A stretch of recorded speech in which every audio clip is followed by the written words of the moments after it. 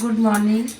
সকাল সকাল বসে গেছি রোজের ডিউটিতে, টিফিন বানাতে।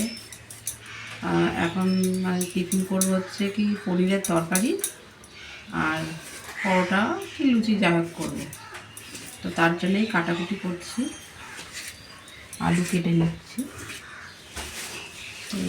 এই হচ্ছে টিফিন করবো, পনিরের তরকারি করবো। পনিরটা অনেকদিন করা হয়নি, খালি ওই ছোলার ডাল মটর মানে এইসব করা হচ্ছিলো। তো পনির খাবে বললে ছেলে, তো তার জন্য পনির নিয়ে এসেছি। তো পনিরের তরকারি করা হবে। তো চলো আমি এদিকে রান্নাবান্না করে নিই, কেন ছেলে বেরিয়ে যাবে, ছেলে টিফিন খাবে। তাই একটু দেরি হয়ে গেছে, 7:30 বাজে। হয়ে যাবে, 8টার মধ্যে হয়ে যাবে। তো চলো দেখতে থাকো। চলো এই যে আমি টিফিন বসিয়ে দিয়েছি, আর এই যে পনির কেটে নিয়েছি, আর এইদিকে আমি আলু দিয়ে আর ক্যাপসিকাম দিয়ে করবো। আর এইদিকে আমি গরম জল বসিয়েছি, ছেলে চান করবে। ঠান্ডা পড়ে গেছে এখন গরম জলের এই ঝামেলা, জলের জন্য আজ গরম জল করে দিতে হবে।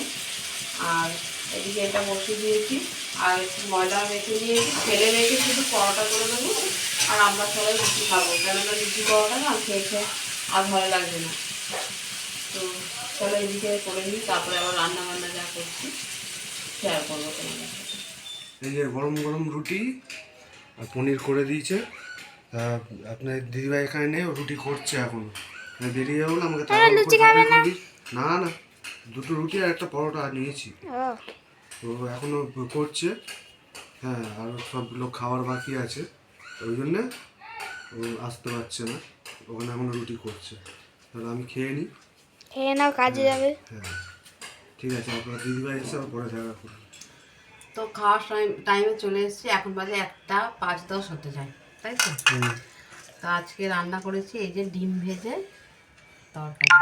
অনেকদিন খাইনি বলো? হ্যাঁ, আমি বললাম করতে। হ্যাঁ, সেই আগে কখন রান্না হতো বলতো, যখন সেই ভালো লাগতো না তখন আমি খালি ওই করতাম। হ্যাঁ, তোমাদের দাদা তখন ওই রান্নাটা করে দিয়েছে যখন আমার শরীরটা খারাপ হতো, আর তখন ওই ভেজে আর এই তরকারিটা করতে পারতো, এইটাই পারতো।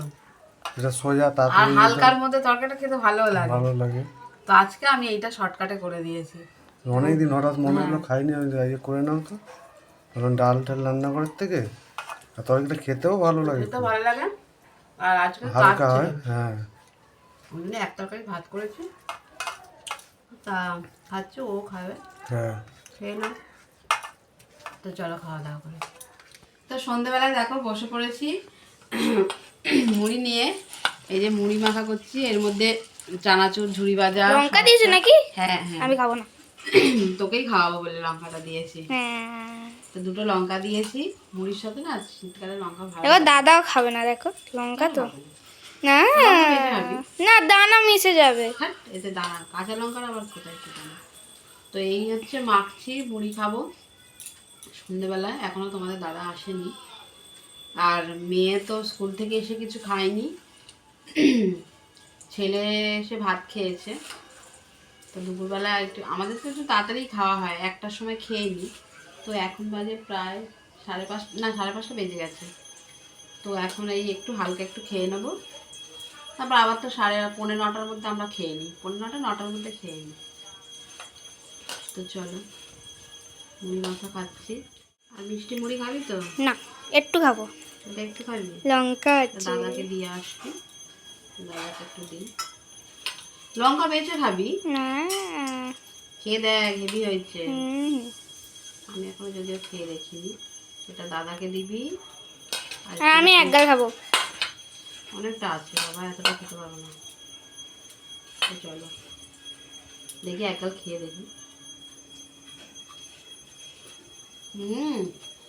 ভালো হয়েছে।